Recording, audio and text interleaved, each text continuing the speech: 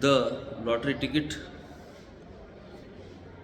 We have to see the remaining part of the lottery ticket by Anton Chekhov.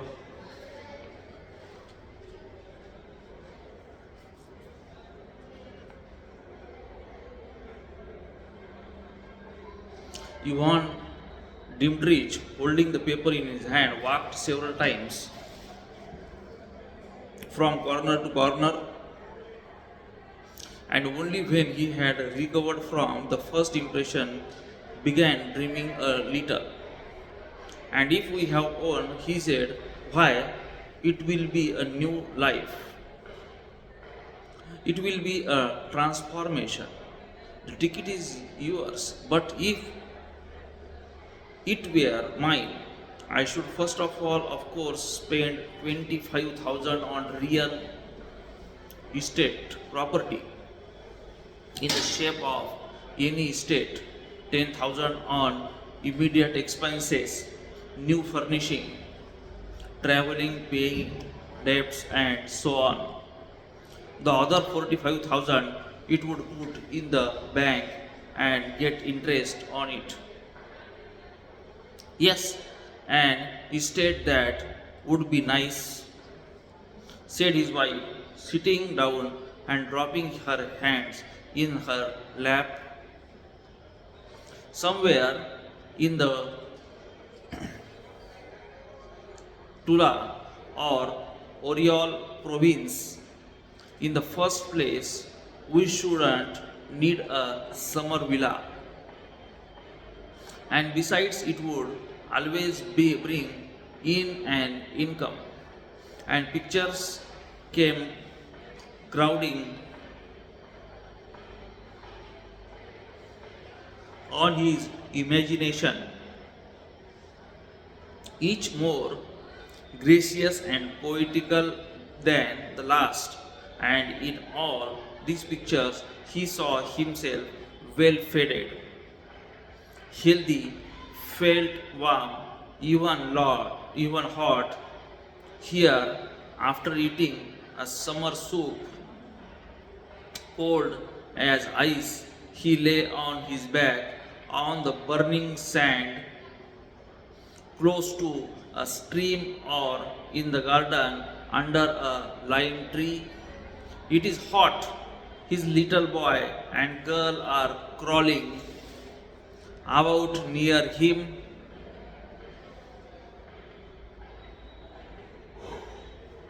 digging in the sand or catching ladybirds in the grass. He does sweetly thinking of nothing and feeling all over that he need not go to the office today, tomorrow, or the day after, or tired of lying still, he goes to the hayfield or to the forest for mushrooms, or watches a peasants catching fish with a net. When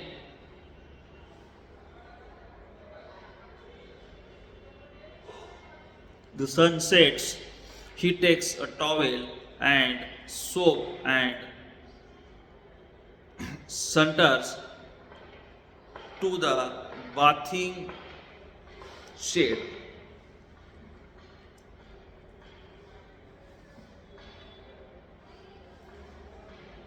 where he undresses at his leisure, slowly rubs his bare chest and his hands, and goes into water, and in the water near the Apaxopi circle, little fish flit to and fro.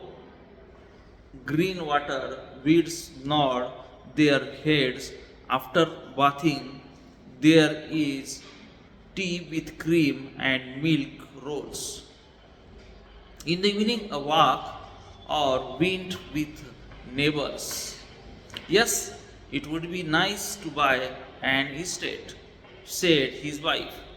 also dreaming, and from his face it was evident that she was enchanted by her thoughts. Ivan Dietrich pictured to himself Atom with its rain, its cold evening, its St. Martin's summer.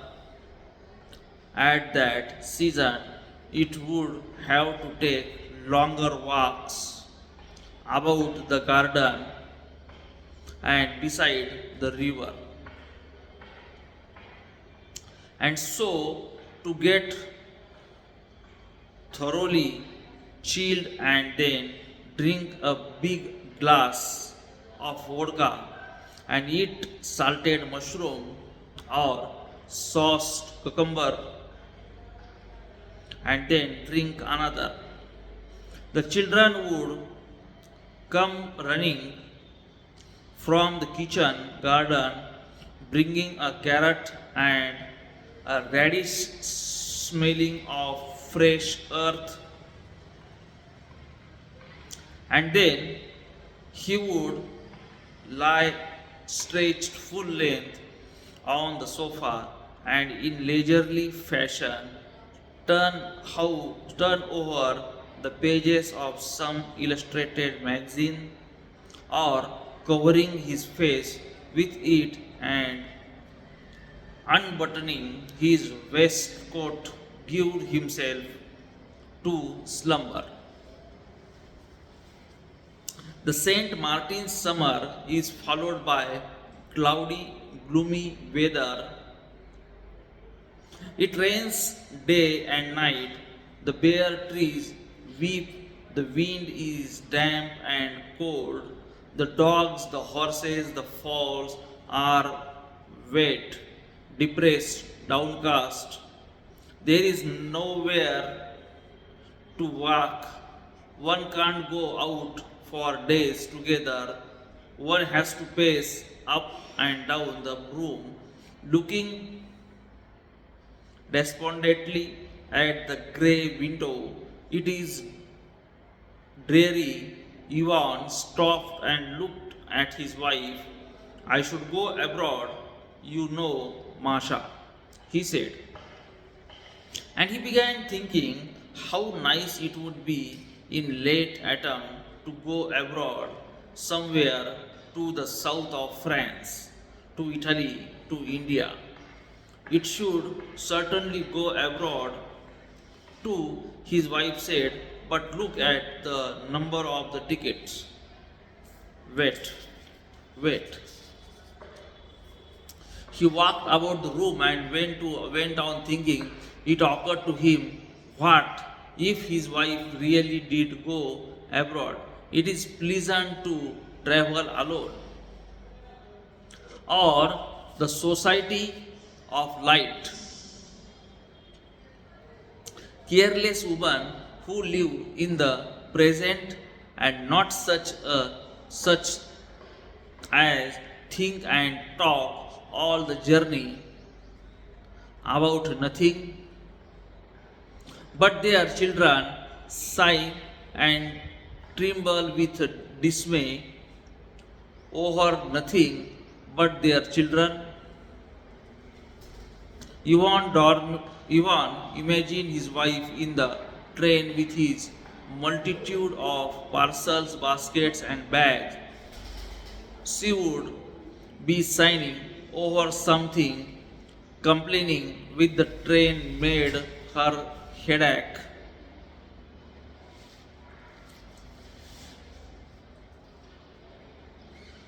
And that she had spent so much money at the stations, it would continually be having to run from boiling water, bread and butter. She wouldn't have dinner because it's being too dear. She would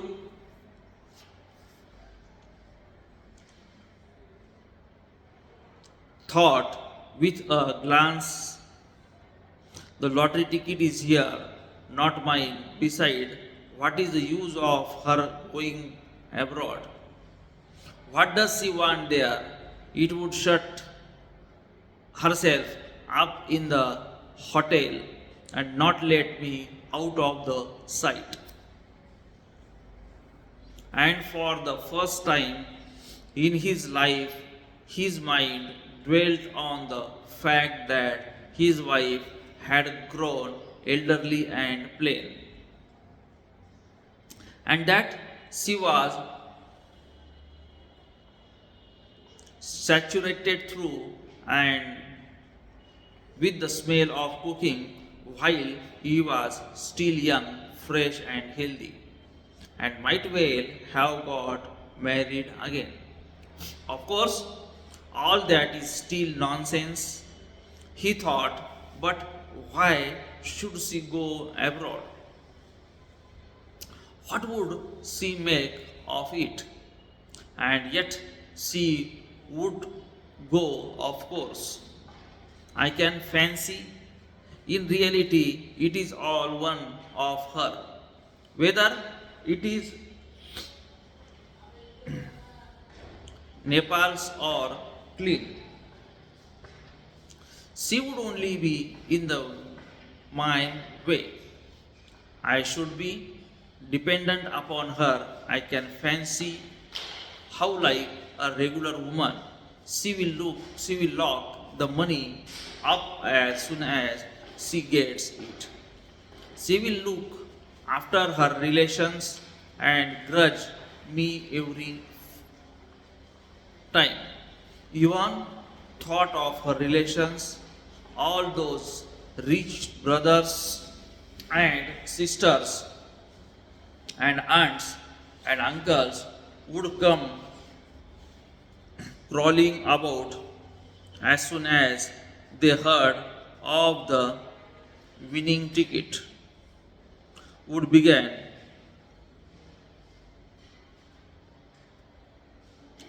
winning like beggars, fawning upon them with oily,